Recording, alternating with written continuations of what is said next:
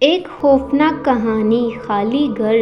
یہ تب کی بات ہے جب میں بہت چھوٹا تھا، قریب 8 یا 9 سال کا، اور اس وقت ہم اسنسول، جو کہ انڈیا کا ایک شہر ہے، جو میری فیملی کرائے میں رہا کرتی تھی، ہم جس گھر میں رہتے تھے اس گھر میں ایک امرود کا پیڑ ہوا کرتا تھا، اور چونکہ ہمارے والد محترم کافی سخت مزاج کے تھے، اس لیے ہم اکثر ان سے چھپ کر امرود توڑتے تھے، کیونکہ اگر انہیں اس بات کا علم ہو جاتا تو پھر ہماری پٹائی پکی تھی۔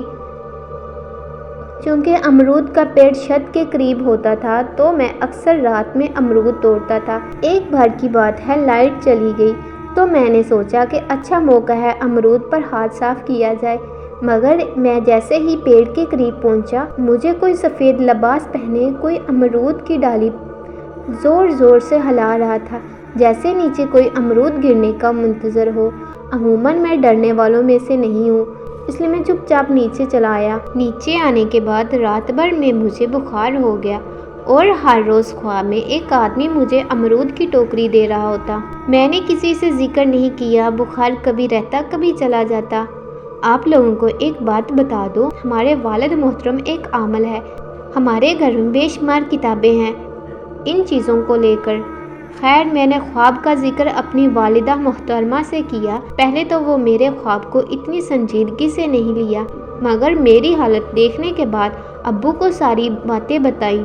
ابو نے کچھ پڑھ کر دم کیا، اور پھر جمعرات کو ایک نیو بلیو رنگ کا دھاگا منگوایا اور میرے سر سے لے کر پیر تک ناپ لیا، اور پتہ نہیں کتنی بار اس کی تہہ بنائی، پھر اس پر کوئی دعا پڑھی، اور پھر مجھے ہاتھ میں اس دھاگے کو رکھنے کا حکم دیا، وہ بھی ہاتھ بند کر کے۔ پھر میرا دوبارہ ناپ لیا تو دھاگا چھوٹا ہو گیا۔ ابو نے غصے سے پوچھا تو میں نے ڈر کر امرود والی بات بتا دی۔ ابو بنا کچھ بولے ایک ہفتے بعد گھر خالی کر دیے، اور ہم لوگ نئے گھر میں آ گئے، اور اس کے بعد جتنے بھی گھر کرائے پر لیے، اس میں کبھی پیڑ دیکھنا نصیب نہ ہوا۔ تو حضرات بتائیں ابو نے ایسا کیوں کیا ہوگا، اور گھر خالی ہونے کے بعد مجھ پر کبھی ویسا خواب نہیں آیا۔ اور اسی کے ساتھ میری یہ کہانی یہیں پر ختم ہوتی ہے۔ Thank you for watching.